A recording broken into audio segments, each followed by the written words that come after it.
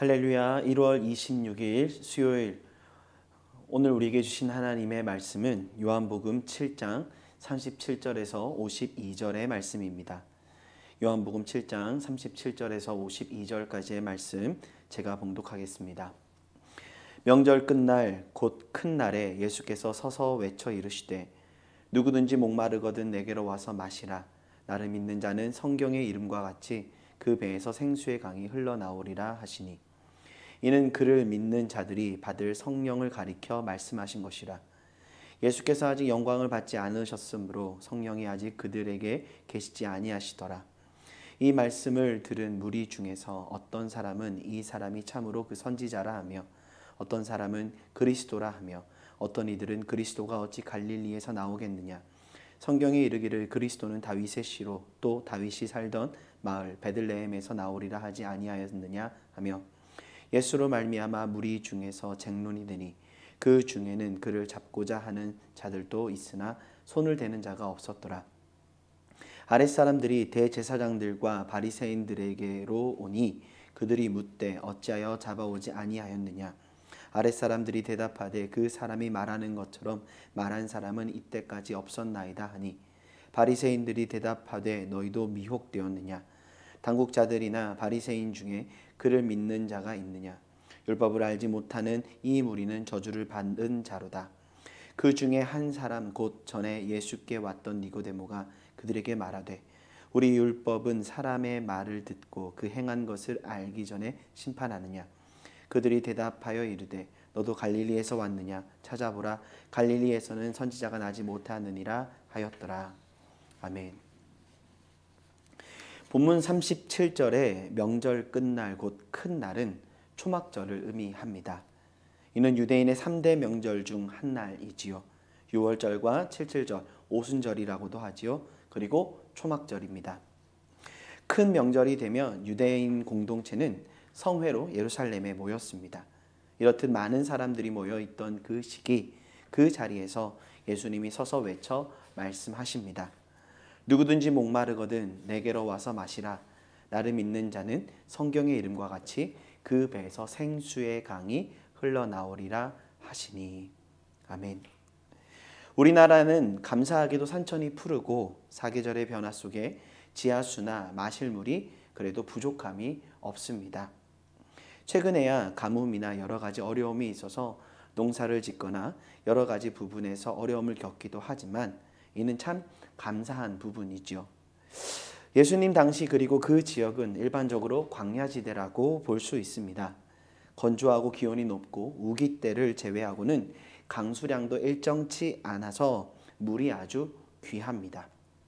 그래서 문명의 발전과 도시 형성 등은 큰 강을 기준으로 형성되어 나일강은 이집트 문명이, 메소포타미아 문명은 유프라테스 강과 티그리스 강을 중심으로 형성이 되었지요. 이러한 배경 속에 물은 곧 생명을 의미합니다. 특히 목마름을 경험해 보신 분들은 마실 수 있는 물 한 모금이 주는 기쁨과 감격을 잊지 못하셨을 겁니다.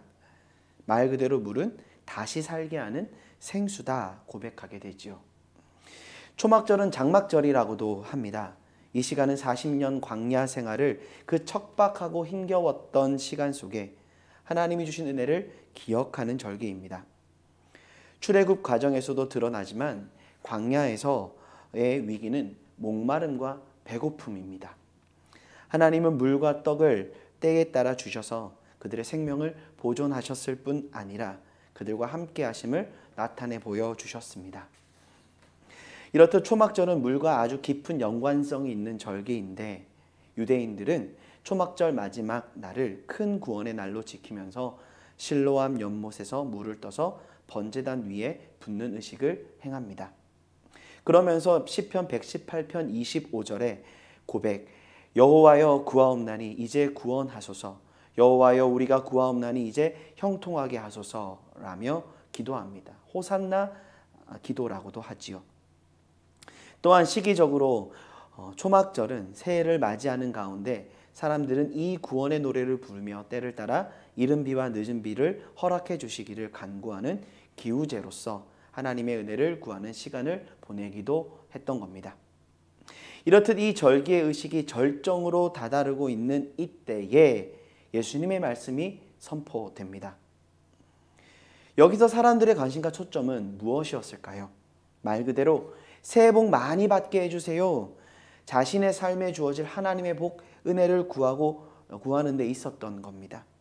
그들에게 그것만이 최선이었던 것이죠. 종교 전통과 지도자들의 가르침을 따라 행하던 그 의식에 참여하고 이를 통해서 하나님이 주실 은혜를 기다리는 것, 그것밖에 그들이 할 수 있는 것이 없었습니다.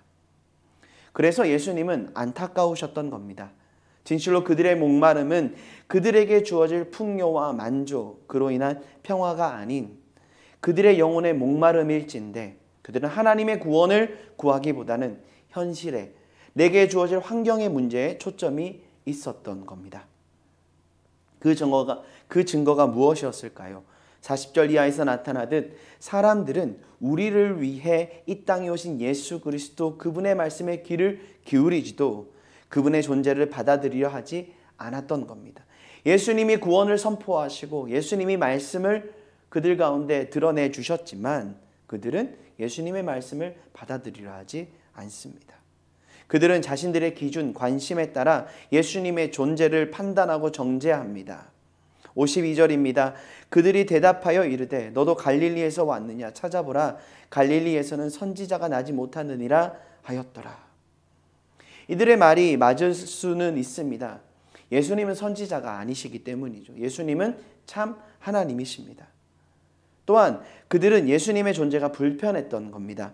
43절을 보시면 예수로 말미암아 무리 중에서 쟁론이 되었다. 논쟁이 일어났다. 사람들이 예수님의 말씀에 귀를 기울이며 그분의 말씀에 관심을 가지기 시작합니다. 그분의 말씀에 사람들의 마음이 흔들리며 이 사람이 참으로 선지자라 하는 자들이 생겨났던 겁니다. 그 당시 종교든 사회적 지도자든 누가 이러한 현실을 좋아했을까요? 예수님이 가져올 변화와 그로 인한 사람들의 관심은 그들에게 불편할 수밖에 없었습니다. 또한 45절을 보시면 지금 독특한 대립점을 발견하게 됩니다. 제사장들과 바리새인들이 아랫사람들이라고 여겨지는 사람들에게 예수님을 잡아오라고 했던 겁니다. 그런데 46절에 그들의 말이 사람들의 말이 그 사람이 말하는 것처럼 말한 사람이 이때까지 없었나이다. 그가 거짓말을 한다. 그런 사람들의 말에 귀 기울일 필요가 없다. 이런 의미가 아니지요. 그들은 예수님의 말씀의 그 권위와 그 가르침에 놀랐던 겁니다. 아, 정말 이러하겠구나. 그러니 47절에 바리새인들은 이렇게 반응합니다. 너희도 미혹되었느냐. 그러면서 이렇게까지 선언하지요. 율법을 알지 못하는 이 무리는 저주를 받은 자로다. 예수님의 말씀에 귀를 기울이고 그 말씀에 마음문을 열려 했던 그 모든 자들, 믿음으로 반응하려 했던 모든 자들을 저주합니다. 분명 예수님의 말씀과 가르침에는 능력이 있었고 초막절을 지키며 하나님의 구원을 바라는 자들 안에 있던 영적인 목마름을 예수님은 보셨던 것이죠. 그러나 반대로 그 당시 종교 지도자들은 그들의 진짜 필요에 관심이 없었던 겁니다. 그러니 그저 예수님의 말씀에 반응한 자들을 함께 정죄하면서 예수님의 말씀을 듣고 그 행한 것을 생각하려 하기보다는 심판하려고만 하였던 것이죠. 이러한 영적인 현실 가운데 예수님은 말씀을 통해 가라앉은 심령들을 깨우시며 하나님의 참된 구원의 은혜의 자리로 그들을 인도하시고자 하셨던 겁니다. 진실로 광야와 같은 현실을 살아가고 있던 영혼들 가운데 은혜의 단비가 내려져 그들의 영혼이 살아나고 살게 되는 은혜의 자리로 나아가야 한다 말씀하고 계셨던 것이죠. 예레미야 2장 13절입니다. 내 백성이 두 가지 악을 행하였나니 곧 그들이 생수의 근원되는 나를 버린 것과 스스로 웅덩이를 판 것인데 그것은 그 물을 가두지 못할 터진 웅덩이들이니라. 많은 사람들이 자신 안에 있는 진짜 필요를 모른 채 살아갑니다. 그러니 끝없는 결핍을 경험하지요. 물질적 풍요, 권력, 종교적 행위 등은 그 결핍을 채우고 해결하기 위한 몸부림일 뿐입니다. 그러나 이는 일시적이며 근본적인 대안이 될 수 없습니다. 왜입니까? 이 결핍의 근원 자체가 영혼의 문제일진데, 생수의 근원 대신 하나님을 잃어버린 자들의 결국일진데, 그 어떤 것들로 채워보려 해도 영혼의 목마름은 해결될 수 없기 때문입니다. 목이 마르면 물을 먹어야 합니다. 때로는 탄산음료, 커피 등이 잠깐의 도움이 될 수는 있지만 이내 금방 더 타는 목마름을 경험하게 됩니다. 우리 영혼의 목마름 무엇으로 해결할 수 있을까요? 예수님은 분명하게 말씀하십니다. 누구든지 목마르거든 내게로 와서 마시라. 이 놀라운 예수님의 초청은 사실 자신을 드러냄의 목적이 있지 않습니다. 예수님은 참 생명이 무엇으로부터 오는가, 지금 그 사실을 나타내고 계신 겁니다. 이스라엘 백성들이 광야에서 목이 마르고 갈할 때에 생수를 허락하신 분이 누구이신가? 하나님이시다. 때를 따라 이른 비와 늦은 비를 허락하신 분도 하나님이시다. 하나님의 모든 역사는 하나님의 백성들을 참 생명의 길로 나아가게 하시는데 목적이 있었지요. 이렇듯 중요한 건 오직 하나님만이 그들을 살게 하시고 하나님만이 광야와 같은 현실 속에서 우리를 구원하실 수 있는데, 예수님은 이 사실을 잊고 있던 그들의 영혼을 깨우시며 그들의 영적인 현실을 바로 바라보게 하고 계신 겁니다. 그리고 하나님이 보이신 구원의 길로 그들을 나오라 말씀하고 계신 것이죠. 나를 믿는 자는 성경의 이름과 같이 그 배에서 생수의 강이 흘러나오리라 하시니, 지금까지 그들이 추구하고 노력했던 현실이 아닌 참 믿음의 자리로 나아갈 때야만 하나님의 은혜가 부어지게 된다 말씀하십니다. 그들에게는 이해가 되지 않았지요. 지금껏 자신들이 행해왔던, 추구해왔던 것들이 부정당할 수 있다는 두려움과 이전에 알지 못했던, 그리고 자신들의 지식과 경험과는 다른 현실을 마주하게 되었기 때문입니다. 결국 그들은 생수의 근원 대신 예수 그리스도, 생수의 근원으로 이 땅 가운데 오신 예수 그리스도, 그분을 믿지 못했던 겁니다. 그렇게 예수님을 통해 선포된 하나님의 말씀을 들으려고도 하지 않았던 것이죠. 사랑하는 영암의 가족 여러분, 하나님은 분명히 우리에게 생수의 은혜를 누리며 살아갈 수 있는 은혜를 주셨습니다. 그러나 문제는 무엇입니까? 바리새인들을 비롯하여 많은 사람들이 생수의 근원 되신 예수님을 믿지 않았고, 이는 그들이 가지고 있던 편견, 아집, 영적인 기준들로 인한 결과였지요. 다시 말해 하나님이 은혜를 주지 않으셔서 영적인 목마름을 가지고 살아가는 게 아닌, 생수의 근원 되신 주님을 온전히 믿지 못하는 우리들의 영적인 현실과 이러한 영적인 현실로 나아가게 하는 우리 안에 수많은 요소들로 인해 하나님의 은혜를 누리지 못하고 있는 우리들의 현실이다. 오늘 본문에서 예수님은 너무나 단순하지만 명확한 길을 우리에게 보여주십니다. 명확한 생명의 길을 우리에게 나타내 보여주십니다. 누구든지 내게로 와서 마시라. 터진 웅덩이들을 바라보고 기대하는 삶이 아닌 생수의 근원 되신 예수님께서 우리의 삶을 채워주시고 다스리시도록 더욱 주님께 가까이 나아가야 합니다. 우리가 오늘 이 말씀을 통해 다시금 우리의 중심을 돌아봐야 하는 이유는 무엇입니까? 예수님만이 우리의 영혼을 다시 살게 하시는 유일하신 생수의 근원 되시기 때문이죠. 우리는 주님께로 더 가까이 나아가야 합니다. 그런데 오늘 이 말씀에서 우리가 분명하게 발견하게 되는 사실은 무엇입니까? 누구든지 내게로 와서 마시라. 주님이 우리를 초청하시고 초대하시는 그 자리로 나아가는 순종의 걸음을 걸어가야 합니다. 주님의 말씀을 믿는 믿음 안에 그 말씀에 순종하는 삶, 우리에게 약속하신 그 은혜를 구하며 기도의 자리로 나아가는 순종의 삶, 예수 그리스도 그분께로 가까이 나아가는 그 믿음의 걸음을 우리가 선택하며 순종의 걸음으로 주님 앞에 오늘 하루 우리가 나아갈 때 주님이 우리에게 약속하신 그 생수의 은혜가 부어지며 우리의 영혼의 목마름이 해갈될 뿐만 아니라 우리 안에 생수의 근원 되신 주님께서 마르지 않는 생수의 강이 흘러나게 하시는 그 충만한 은혜를 누리게 하신다 말씀하고 계신 것이죠. 사랑하는 영암의 가족 여러분, 주님은 우리에게 은혜를 주기 원하십니다.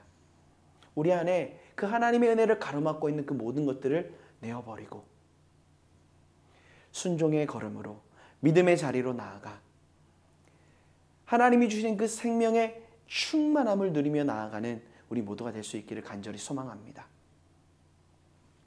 내게로 와서 마시라. 우리의 모든 영적인 해갈함을 허락하시는 주님, 그 주님 앞에 오늘 하루 더 가까이 나아가기를 원합니다. 주님의 부르심에 우리의 삶을 내어드리기 원합니다. 순종함으로 주님 앞에 우리의 삶을 내어드릴 때 약속하신 주님의 은혜가 우리의 삶을 채울 뿐만 아니라 충만하게 채워 마르지 않는 그 은혜가 우리의 심령에서부터 솟아나며 참 강야와 같은 이 현실을 마주할 때에도 능히 이길 힘이, 수많은 어려움과 문제들 앞에 우리의 심령이 때론 낙심하고 넘어질 때도 있지만 우리 안에 계신 예수 그리스도로 말미암아 우리는 오늘 또 그 모든 현실들을 뛰어넘어 승리의 자리로 나아가는 그 놀라운 은혜를 누리게 될 줄 믿습니다. 오늘 주님이 주신 이 말씀을 기억하며 주님이 주시는 참된 은혜를 누리며 승리의 자리로 나아가는 우리 모든 영암의 가족들 되기를 간절히 소망합니다. 기도하시겠습니다. 생수의 근원 되신 주님, 내게로 나오라 말씀하시며 우리 안에 주님 앞에 나아가매 주님이 말씀하시는 그 부르심에 순종하지 못하게 만드는 그 모든 것들을 내어 버리고 주님께로 나오라 말씀하시니 감사드립니다. 사랑하는 주님, 우리 안에 있는 영적인 아집과 고집들과 우리의 경험과 우리의 기준들을 십자가 앞에 내려놓게 하시고 생수의 근원 되신 그 주님 앞에 우리의 삶을 온전히 내어드림에 순종의 걸음을 걸어가며 주의 말씀 붙들고 주님 앞에 우리 모든 삶을 의탁하며 참된 생수의 역사 날마다 누리며 하나님 주신 그 충만한 은혜 가운데 기쁨으로 감사로 승리의 걸음을 걸어 나아가는 우리 모든 영암의 가족들 될 수 있도록 은혜 더하여 주시옵소서. 사랑하는 주님, 참 강야와 같은 시간을 지나가고 있는 이때입니다. 우리의 영혼을 붙드사 주님이 주시는 그 생수의 근원으로 말미암아 도리어 우리의 영혼이 예수 그리스도께 온전히 붙들려 이 어려운 현실, 이 강야와 같은 현실들을 승리하며 하나님의 은혜를 선포하며 찬양하며 나아가는 우리 모두가 되기를 간절히 간구하오니 주님, 믿음에 믿음을 더하여 주시고 믿음으로 나아가는 모든 심령들 가운데 성령 충만케 하사 주님이 주시는 그 놀라운 은혜를 찬양하며 감사하며 오늘 하루 기쁨으로 승리하는 우리 모두가 될 수 있도록 은혜 더하여 주시옵소서. 추운 날씨 가운데 건강을 지켜주시고 우리 사랑하는 성도님들의 삶의 모든 자리 가운데 주님과 동행하는 한 날 되어지기를 간절히 간구하며 살아계신 예수 그리스도 이름으로 기도드립니다. 아멘. 승리하십시오.